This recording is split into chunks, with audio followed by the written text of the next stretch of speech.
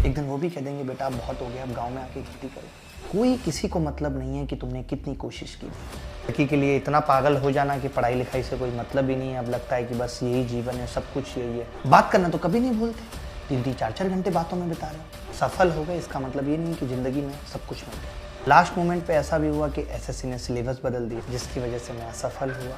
मैं मेंस खत्म ही नहीं कर पाऊंगा और सिलेक्शन तो मेंस से होना है। यार मैं शायद कर पाऊंगा नहीं कर पाऊंगा, अपने ऊपर शंका नहीं। आज बच्चे बहुत सारे तो पढ़ ही नहीं रहे, उनको लगता है कि मुझे मोटिवेशन की तलाश है। वो यूट्यूब पे शॉर्ट्स में, वीडियोज में मोटिवेशन ढूंढ रहे हैं, जबकि अपने सपनों को मारते हैं। उनका मन भी बहुत करता है वो भी जाके घूमे, नए कपड़े लें, सब कुछ करे। सफलता कभी अंतिम नहीं होती और असफलता कभी घातक नहीं होती। मायने रखता है वो है साहस। इसका मतलब था कि अगर हम सफल हो गए इसका मतलब ये नहीं कि ज़िंदगी में सब कुछ मिल गया, उसके बाद भी बहुत सारी सफलताओं की और ज़रूरत होती है। और अगर असफल हो गए इसका मतलब ऐसा नहीं कि वो इतनी घातक है, वो ऐसी हो गई कि अब उसका इलाज नहीं है। मायने रखता है कि हम कल को भूलकर अगर आज पे फोकस करें तो ज़िंदगी में कुछ भी हासिल किया जा सकता है। नमस्कार, मैं अभिनय, आप सबका अभिनय में इस पर स्वागत करता हूँ। बच्चे 1 साल से मेहनत कर रहे थे और ये था कि इस बार हम नौकरी लेकर रहेंगे। वैकेंसी भी बहुत ज़्यादा आई थी और बहुत सारे लोगों ने अपने अपने स्तर से तैयारी भी की, जी जान झोंक दी। लेकिन लास्ट मोमेंट पे ऐसा भी हुआ कि एसएससी ने सिलेबस बदल दिया, तो 3 या 4 महीने उनको मिले जिसमें वो जितना पढ़ सकते थे उतना नहीं पढ़ पाए, लेकिन फिर भी उन्होंने पूरी कोशिश की। उस पूरी कोशिश में बहुत सारे लोग सफल रहे। बहुत सारे लोगों ने जो पढ़ा या कम पढ़ा उसी से पेपर आ गया और उनको लग रहा है कि वो नौकरी ले लेंगे। लेकिन बहुत सारे लोग चाह कर भी या अच्छी मेहनत करने के बाद भी उस मुकाम तक नहीं पहुंच पाए या उतना अटेम्प्ट नहीं कर पाए। उनको लगता है शायद अब दुख है, अब मैं जीवन में कुछ आगे कर पाऊंगा या नहीं कर पाऊंगा, लेकिन ऐसा नहीं है।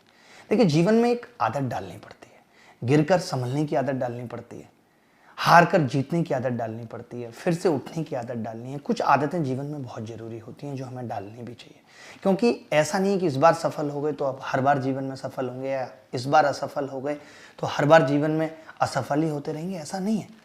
ज़रूरत है ये एनालिसिस करने की कि वजह क्या रही जिसकी वजह से मैं अच्छा नहीं कर पाया। उस एनालिसिस की ज़रूरत है जिसकी वजह से मैं बहुत अच्छा पेपर नहीं करके आ पाया। तो पहली बात जो मैंने बताई वो मैंने कहा कि एनालिसिस करने की ज़रूरत है जिसकी वजह से मैं असफल हुआ। दूसरा, मुझे अब अपनी अप्रोच बदलने की ज़रूरत है। मुझे एक नई स्ट्रेटेजी बनाने की ज़रूरत है कि जो गलतियां मैंने इस बार की वो गलतियां मैं आगे ना करूं। मुझे एक पॉजिटिव अप्रोच रखनी है कि मैं इस बार फेल हो गया, लेकिन मेरे अंदर वो साहस है कि मैं इस असफलता को सफलता में बदल सकता हूँ। और वक्त भी बहुत कम बचा है, हमारे पास सिर्फ 4 महीने बचे हैं अपने आप को प्रूफ करने के लिए। और सबसे बड़ी बात है कि मेरी 70% तैयारी हो चुकी है। अगर आपने मेंस दिया है या आपने प्री भी दिया था तो आपकी एक तैयारी के पड़ाव को पार कर चुके हो। आपके लिए कुछ भी नया नहीं है, आपके लिए बस उस तैयारी को और अच्छा बनाने की ज़रूरत है कि इस बार अगर मैं नहीं भी ले पाया नौकरी तो कम से कम जो जून में सीजीएल होने वाला है जुलाई में, उसमें मैं 100% सिलेक्शन ले पाऊँ। उसके लिए मुझे ज़रूरत है अभी से मेंस की तैयारी करने की। गणित एक ऐसा सब्जेक्ट है जिसको मैं अगर आज भी पढ़ के रख देता हूँ तो मैं 4 महीने तक भी भूलूंगा नहीं। अगर मैं गणित खत्म कर देता हूँ, गणित पूरा सीख लेता हूँ, तो मेरी गणित की टेंशन खत्म हो जाएगी। रीजनिंग भी एक ऐसा विषय है जिसको मैं खत्म करके रख देता हूँ तो मैं भूलूंगा नहीं। ज़रूरत है लगातार पढ़ने की, पेपर तक पढ़ने की, वो है इंग्लिश और जीएस। इंग्लिश इसलिए क्योंकि मोस्ट ऑफ द लोग हम में से रूरल एरिया से आते हैं, उनको इंग्लिश उतनी अच्छी आती नहीं है। इंग्लिश उनके लिए एक बहुत बड़ा चैलेंज है, तो इंग्लिश को लगातार पढ़ने की ज़रूरत है। इंग्लिश है भी 135 नंबर की मेंस के अंदर। प्री हम उतना ही पढ़ेंगे कि हमारा क्वालिफाई हो जाए, ऐसा बहुत लोग सोच रहे हैं। लेकिन बात यह है कि जो सिलेबस प्री के अंदर आ रहा है वही मेंस के अंदर आ रहा है। अगर मैंने प्री सिर्फ इस उद्देश्य से पढ़ा कि मैं क्वालिफाई करूंगा तो बचे हुए 2 या 3 महीने में, जैसे इस बार हुआ, मैं मेंस खत्म ही नहीं कर पाऊंगा और सिलेक्शन तो मेंस से होना है। तो मुझे अभी से एक ऐसी तैयारी करके चलनी पड़ेगी, क्योंकि प्री और मेंस में कुछ अलग नहीं है, सिलेबस में सब कुछ एक जैसा है। मुझे अभी से एक ऐसी तैयारी करके चलनी पड़ेगी कि इन 4 महीने में भी मैं प्री की भी ऐसी तैयारी करूं कि मेरे 170-80 नंबर आए, क्योंकि प्री के अंदर जब मेरे इतना अच्छा स्कोर रहेगा तभी मैं मेंस क्वालिफाई कर पाऊंगा। नेपोलियन हिल ने कहा था कि जितने भी महान लोग हुए हैं उन्होंने अपनी सबसे बड़ी सफलता सबसे बड़ी विफलता के बाद ही पाई है। बहुत बार ऐसा होता है, जैसे अभी आपका पेपर अगर अच्छा नहीं हुआ तो बहुत सारे लोगों के मन में ये लगने लगता है यार मैं शायद कर पाऊंगा या नहीं कर पाऊंगा, अपने ऊपर शंका आने लगती है। बट ऐसा नहीं है, वो एक दिन का खेल था, आप अच्छा परफॉर्म नहीं कर पाए, बट ऐसा नहीं कि आपको कुछ नहीं आता, आप अभी भी बहुत अच्छा कर सकते हो। ज़रूरत है कि वो फर्म डिटर्मिनेशन लेने की, एक दृढ़ संकल्प लेने की कि इस बार किसी भी हालत में मुझे नौकरी लेनी है। ज़रूरत है समय ना खराब करने की, कुछ कस्में खाने की कि आज से मैं यूट्यूब शॉर्ट्स में टाइम नहीं खराब करूँगा, आज से मैं इंस्टाग्राम रील्स में टाइम नहीं खराब करूँगा। अगर आप सच में चाहते हैं कि आपको सिलेक्शन लेना है तो आपको ये सोशल मीडिया का चस्का भी छोड़ना पड़ेगा। बहुत लंबी उम्र है रील्स देखने की, बहुत लंबी उम्र है मूवीज़ देखने की, बहुत लंबी उम्र बची है अभी जो भी आप सीरीज़ देखते हैं, कुछ भी देखते हैं उसकी। अभी ज़रूरत है, देखिए हर एज की अपनी डिमांड होती है। इस एज की डिमांड है कि आप अपने आप को पूरी तरीके से पढ़ाई में झोंक दें, क्योंकि बचे हुए 4 महीने में अगर आप चाहते हैं कि आपकी प्री और मेंस की तैयारी हो जाए तो आपको बहुत मेहनत करनी पड़ेगी। गणित की जिम्मेदारी मैंने हमेशा ली है, इस बार भी ले रहा हूँ और कोशिश ये भी कर रहा हूँ, यहाँ पे कमिट नहीं करूँगा कि मैं कुछ और भी जो आपके लिए पढ़ा सकता हूँ। रीजनिंग के कुछ ऐसे टॉपिक जो इस बार मेंस के अंदर बच्चों के लिए मुश्किल हो गए, वो नहीं अच्छा परफॉर्म कर पाए, या कंप्यूटर के कुछ ऐसे टॉपिक, कंप्यूटर बच्चों के लिए बहुत बड़ा दर्द रहा। तो मैं, आपने देखा है मेरे पढ़ाने का तरीका कि मैं हर चीज़ को बहुत आसान बना के पढ़ाता हूँ। जो बच्चे गणित पढ़ना चाहते हैं, आपने देखा अभी हम A to Z quant 2.0 batch पढ़ रहे थे, उसी बैच को अब 2.1 करके आगे बढ़ाएंगे और टिग्नोमेट्री से शुरू करेंगे, क्योंकि टिग्नोमेट्री से मेंस में भी सवाल आए, प्री में भी सवाल आए। ऐसा कोई एग्जाम नहीं है जिसमें टिग्नोमेट्री से सवाल नहीं आ रहे। हमें सिखाना है आपको कि कैसे आप उन सवालों को सेकंड्स में सॉल्व कर सकते हो। मैं चाहता हूं कि टिग्नोमेट्री आपको इस कदर आ जाए कि आप कोई भी एग्जाम देने जाते हो तो उसमें एक भी सवाल ना बचे। तो अगली क्लास आप देखेंगे चैनल पे लगी हुई है, वो है टिग्नोमेट्री पार्ट 1, जिसके अंदर हम टिग्नोमेट्री का पूरा बेसिक जानेंगे। जिस तरीके से हम पहले पढ़ रहे थे कि लंबी लंबी क्लासेस पढ़ते थे ताकि एक क्लास में बच्चे को बहुत कुछ सीखने को मिल जाए, एक ही क्लास को हम कंक्लूड कर दें, क्योंकि हमें पढ़ाने के साथ साथ आपका पढ़ाई में इंटरेस्ट बनाना भी बहुत ज़रूरी है। उन सब चीज़ों का ध्यान रखना है। और काफ़ी वक्त गुजर भी चुका है, यूट्यूब पे लगातार क्लास नहीं हुई, क्योंकि मैं ये समझता हूँ कि पढ़ाई के साथ साथ एक शिक्षक का ये भी धर्म है कि वो बच्चे को पढ़ाई के लिए उकसाता रहे, वो बीच बीच में पढ़ाई के महत्व को बताता रहे। आज बच्चे बहुत सारे तो पढ़ ही नहीं रहे, उनको लगता है कि मुझे मोटिवेशन की तलाश है, वो यूट्यूब पे शॉर्ट्स में, वीडियोज में मोटिवेशन ढूंढ रहे हैं, जबकि मोटिवेशन उनके घर है। एक बार पिताजी को पूछिए कि जो पिछले महीने पिताजी ने 5,000 रुपये भेजे थे वो किससे उधार लेके भेजे थे, या अगर वो उसने अपने पास से पिताजी ने पैसे भेजे थे तो उनसे पूछिए कि घर की कितनी जरूरत की चीज़ों को उन्होंने ना लेकर के आपको 5,000 रुपये भेजे थे। तो आपको पता चलेगा कि असली मोटिवेशन, असली दर्द वो है जो आपके पिताजी जिस दौर से गुजर रहे हैं सिर्फ आपके सपनों को साकार करने के लिए, कि तुम जीवन में उस तरीके से परेशान ना हो जिस तरीके से परेशानियां उन्होंने उठाई, तुम्हारा जीवन सफल हो जाए।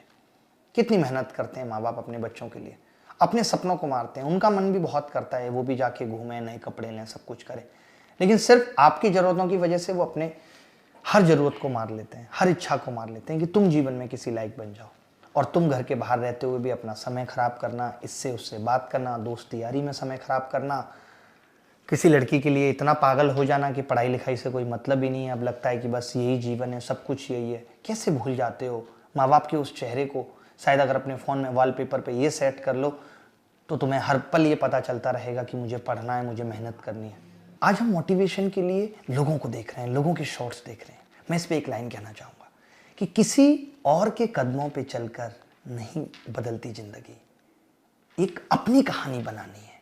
कौन क्या कर रहा है इससे क्या लेना, जिंदगी तो अपनी सुलझानी है। हमें मतलब अपने से रखना है। मेरी जिंदगी के लक्ष्य क्या है, मुझे कहाँ तक पहुँचना है, मेरा सफ़र कितना लंबा है, कैसे तय करना है। मैं हमेशा एक चीज़ कहता हूँ, हर दिन जो इंसान वक्त का एनालिसिस करता है कि आज मैंने अपना कितना वक्त किन चीज़ों में गंवा दिया, आज मैं कितने घंटे पढ़ा, नहीं पढ़ा, आज मैंने जो किया उसका मेरे आगे आने वाले जीवन पे क्या प्रभाव पड़ेगा, वो लोग महान बनते हैं। हर एक महान व्यक्ति ने वक्त को बहुत वैल्यू किया, उसने वक्त नहीं गंवाया जैसे आप गंवा रहे। आज आप सोचिएगा इस वीडियो को देखने के बाद कि आप अपने दिन का कितने प्रतिशत वक्त, कितने घंटे आप बिना मतलब की चीज़ों में दे देते हैं, जिसका आपके सिलेक्शन से, आपकी सरकारी नौकरी से कोई लेना देना नहीं है। कब ये समझ पाएंगे? क्या नहीं लगता जो लोग इस बार मेंस में सफल नहीं हो पाए या प्री में सफल नहीं हो पाए, क्या वो लोग मानते हैं कि उन्होंने 100% दिया था? क्या उन्होंने अपना सब कुछ लगा दिया था? तो जवाब मिलेगा नहीं, बहुत कमियां रह गई थी। क्या वो कमियां फिर से दोहराओगे, फिर से असफलता की कहानी लिखोगे? और कब तक? घर वाले भी कब तक वक्त देंगे आपको कि आप तैयारी करते रहो? एक दिन वो भी कह देंगे बेटा अब बहुत हो गया, अब गांव में आके खेती करो, अब बेटा अपनी प्राइवेट नौकरी ढूंढ लो। और देखिए कोई भी चीज़ जब वक्त निकलने के बाद मिलती है ना तो उसका मजा खत्म हो जाता है। जब जिस चीज़ का मन हो, जिस चीज़ की ज़रूरत हो, वो उस वक्त मिल जानी चाहिए। कहते हैं ना, लग जा गले फिर कभी हंसी रात हो ना हो। आज वक्त मिला है, चुनाव है, अच्छी वैकेंसी है, बहुत अच्छा मौका है कि आप नौकरी ले लो। पता नहीं इसके बाद कभी इतनी वैकेंसी आएंगी, पता नहीं आप तैयारी कर पाओगे या नहीं, पता नहीं आपके घर वाले आपको और सपोर्ट दे पाएंगे या नहीं। अभी सब कुछ मिला है, इस मौके का फायदा उठा लो। वक्त बदलते देर नहीं लगती, चाहे खराब लाना हो चाहे अच्छा लाना हो, सब आपके हाथ में। देखिए, हर आदमी ना ये सोचता है नतीजा क्या है। कहते हैं ना कि दुनिया ने हमेशा नतीजों को सराहा है। अगर कोशिश को सराहा होता तो चेहरे पे यूं उदासियां ना होती। कोई किसी को मतलब नहीं है कि तुमने कितनी कोशिश की नहीं की। नतीजा क्या रहा, फाइनल सिलेक्शन हुआ नहीं हुआ, ये मतलब है। आज तो आप देखते भी होंगे, गांव में आप कुछ भी कह दो, प्री निकल गया कोई मतलब नहीं, मेंस निकल गया कोई मतलब नहीं, हर आदमी कहता है ज्वाइनिंग हुई या नहीं हुई। फाइनल रिजल्ट क्या रहा, आपने कितनी कोशिश की, आप कितना भी बहाना बना ले, मैं इस वजह से पेपर नहीं दे पाया। आप देखते होंगे कितने सारे लोग तो सिर्फ इसलिए पेपर नहीं दे पाते क्योंकि उनका फॉर्म नहीं भरा गया था, वो लास्ट दिन के लिए बैठे हुए थे। उसमें से भी कितने सारे लोग ऐसे होते हैं जिनको यही नहीं पता कि सिग्नेचर ठीक करने हैं, चश्मा नहीं लगाना है, उनके फॉर्म रिजेक्ट हो जाते हैं। कितने लोग उसी स्टेज से बाहर हो जाते हैं। कितने लोग एग्जाम सेंटर पे लेट पहुंचने की वजह से नहीं सेलेक्ट हो पाते। तो कितना कुछ एक सफल होने तक की जर्नी में ध्यान रखना पड़ता है। हर कदम फूक फूक के रखना पड़ता है, कहीं कोई गलती ना हो जाए। और जो लोग इस तरीके का एफर्ट करते हैं वो सब सेलेक्ट होते हैं। इस बार भी देखिएगा 40-45 हज़ार लोग सेलेक्ट होंगे, आप नहीं आ पाए उस 40-45 हज़ार लोगों में। कहाँ कमी रह गई? एनालिसिस किया आपने? कोशिश की जानने की कि आपकी गलतियां कहाँ रही हैं और अब इस बार ये गलतियां नहीं दोहरानी? बनाई कोई नई प्लानिंग? क्या आपने सोचा कि इस बार मैं किसी भी हाल में सेलेक्ट होऊंगा और इस बार अपनी कोई भी गलती नहीं दोहराऊंगा, मेरा अपना टाइम टेबल होगा? नहीं। आजकल जो लोग अच्छी मनोदशा से भी नहीं गुजर रहे, बहुत स्ट्रेस उनको होता है, उन सब से भी मैं कहना चाहता हूं कि जिंदगी में सिलेक्शन नौकरी से पहले भी हेल्थ है। क्योंकि आप मेंटली अगर फिट रहोगे तो फिजिकली फिट रहोगे और आप ज़्यादा एफर्ट लगा पाओगे। वरना तो आज मैं बच्चों को कहते हुए सुनता हूँ पूरे दिन आलस आता है, 24 घंटे में 14-14 घंटे सोकर बिता देते हैं। तो खुद को ठीक रखना भी बहुत ज़रूरी है। सबसे पहली स्टेज जो आती है तैयारी में वो ये है कि हम खुद को ठीक रख पा रहे हैं नहीं। और खुद को ठीक रखने के लिए मानसिक स्थिति तब ठीक रहती है जब हम अच्छा खाना खाते हैं, टाइम से सोते हैं। आज ये दौर अब पुराना हो गया, ये स्टाइल पुराना हो गया है कि मैं रात को 12 बजे पढ़ने बैठूंगा। अब इस स्टाइल के लिए कोई अप्रिसिएशन आपको नहीं मिलेगा। अब अप्रिसिएशन इस चीज़ के लिए मिलेगा कि मैं 10 बजे तक पढ़ के सो जाता हूँ और सुबह 6 बजे जग के फिर पढ़ना स्टार्ट करता हूँ। तो सुबह 6 बजे से लेकर के 10 बजे तक तुम इतना पढ़ लोगे जितना पूरे दिन में नहीं पढ़ पाओगे, मैं दावे के साथ कह सकता हूँ। दूसरी सबसे ज़रूरी चीज़ है कि मॉक टेस्ट। जब तक ये पता नहीं चलेगा कि मैं कितने पानी में हूँ, मेरी तैयारी कितनी है, तब तक मैं कैसे सफल हो सकता हूँ? तो हर दिन, आज से 4 महीने हर दिन मॉक टेस्ट दो।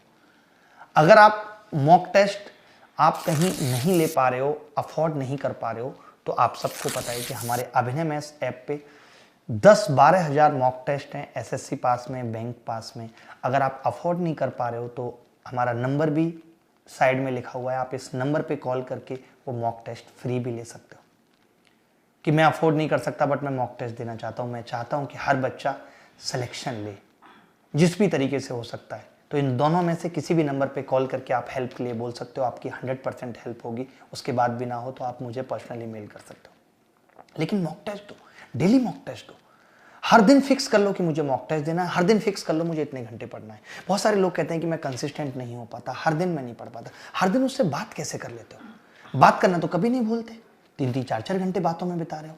मैं लिख के दे रहा हूँ, अगर तुम सफल नहीं हुए तो ये बात बंद हो जाएंगी और तुम्हारी जगह कोई और ले लेगा, जो कि सिर्फ बैंक क्लर्क होगा या पटवारी होगा। क्या तुम्हें ये मंजूर है? नहीं तो फिर आज से ही मेहनत करना शुरू कर दो। क्या तुम चाहते हो कि जिस लड़की से तुम सोचते हो उससे तुम्हारी शादी हो जाए, तुम्हारे पेरेंट्स मान जाए? उसके लिए भी जरूरी है सरकारी नौकरी, ये लेनी पड़ेगी। अगर ऐसा चाहते हो तो आज से दोनों मेहनत करना शुरू कर दो। दोनों एक दूसरे को कम वक्त देके किताबों को ज़्यादा वक्त देना शुरू कर दो। एक दूसरे में कंपटीशन लगाओ, तेरे मॉक में कितने नंबर आए, मेरे मॉक में कितने नंबर आए। अभी 130 आते थे, अब 135 लेके आने, अब 140 लेके आने, अब 150 लेके आने। अगर प्री की पूरी तैयारी हो चुकी है तो मेंस के मॉक देना स्टार्ट कर दो। जैसे तुमने देखा होगा कि मेंस में इस बार बच्चों ने बोला है कि उनका कंप्यूटर बहुत अच्छा नहीं हो पाया, तो कंप्यूटर पढ़ना स्टार्ट कर दो। बहुत सारे वीडियोज एसएससी अभिनय मैथ्स पे डले हुए हैं। कंप्यूटर का कोर्स भी अभिनय मैथ्स ऐप पे, वहाँ से भी आप जो मैंने नंबर दिए हैं उस पर बोल करके कोर्स भी ले सकते हो। जो कोई भी बच्चा यूट्यूब से नहीं पढ़ पाता है, जैसे आपने देखा होगा मैं खुद भी यूट्यूब से पढ़ा रहा हूँ, हमारी टीम में भी लोग A to Z English, A to Z science batch YouTube पे पढ़ा रहे हैं। इसके बावजूद अगर आप चाहते हो कि मैं यूट्यूब से पढ़ना ही नहीं चाहता, यूट्यूब पे बहुत डिस्ट्रैक्शन है, मैं ऐप से पढ़ना चाहता हूँ, बट मेरे पास उतने पैसे नहीं हैं कि मैं आपका कोर्स ले सकूँ, तो उसके लिए जो मैंने अभी 2 नंबर दिए, अभी फिर से साइड में जो 2 नंबर हैं, आप इस पर कॉल करके 4 महीने जो प्री ओरिएंटेड बैच है उसमें एनरोल करके पढ़ सकते हो। उन नंबर्स पे जो भी आपकी हेल्प है, आपसे कोई क्वेश्चन नहीं पूछेगा, आप जो बोलेंगे कि मेरे पास इतने पैसे हैं या मेरे पास इतने पैसे कम हैं, मेरी हेल्प होनी चाहिए, तो सबकी हेल्प होगी। ऐसा मेरा पूरा नीचे तक आदेश है कि कोई भी बच्चा ऐसा ना बचे जिसके पास कम पैसे होने की वजह से नहीं पढ़ पाया या पैसे ना होने की वजह से ना पढ़ पाया। बाकी मैं यूट्यूब पे सिर्फ इसलिए आना चाहता हूँ, यूट्यूब पे मैं फिर से A to Z क्वांट इसलिए शुरू करना चाहता हूँ, मैं चाहता हूँ कि मैं आप में वो जोश फिर से भर दूँ कि इन 4 महीने में हर दिन आपसे पूछता रहूँ आपकी तैयारी कैसी है। मैं आपको GS पढ़ाने का भी तरीका बताना चाहता हूँ, मैं आपको रीजनिंग पढ़ने का भी तरीका बताना चाहता हूँ, मैं आपको इंग्लिश पढ़ने का भी तरीका बताना चाहता हूँ। वो वीडियोज भी मैंने अभी बनाए हैं, आप देखेंगे आगे आने वाले टाइम में आपको यूट्यूब चैनल पे मिलेंगे, इसी पे अभिनय मैथ्स पे। अगर आप वो तरीका फॉलो करते हो, मैंने खुद वो तरीका फॉलो करके 5 बार सिलेक्शन लिया। आज भी अगर मैं SSC एग्जाम में चला जाऊँ आंख बंद करके तो भी मैं सेलेक्ट हो जाऊँगा, क्योंकि मैंने उस स्तर का पढ़ लिया। और आप एक इस SSC की नौकरी के लिए कितने साल मेहनत करते रहोगे? 4 साल, 5 साल, 6 साल, बताओ। अब आपको नहीं लगता कि इस बार सिलेक्शन ले लेना चाहिए? हर हाल में सिलेक्शन ले लेना चाहिए। जी जान लगा देते हैं, मैं भी लगाता हूँ, आप भी लगाओ, और बनाते हैं सफ़र को औसम। फिर जहाँ बात शादी की फंसेगी मैं फिर से आ जाऊँगा। उसके पेरेंट्स को मनाना हो, आपके पेरेंट्स को मनाना हो, मना लेंगे, भला मेरी बात कौन टालेगा। वरना तो क्या होगा, सिमट जाएगा कुछ यूं तेरा प्यार अल्फाजों में, जब वो ये कह देगी कि मोहब्बत तो है बट तुमसे नहीं। और बस मैं इतनी सी बात कहूँगा कि अगर आप अपने सपनों को साकार नहीं करेंगे तो इतना समझ लीजिए कि कोई और अपने सपनों को साकार करने के लिए आपको भाड़े पे रख लेगा। अब आपको डिसाइड करना है कि आपको अपने सपने साकार करने हैं या किसी और के सपनों के लिए भाड़े पे रहना है। डिसीजन आपका है, तो मेहनत कर लीजिए। 4 महीने बचे, जी जान लगा दीजिए।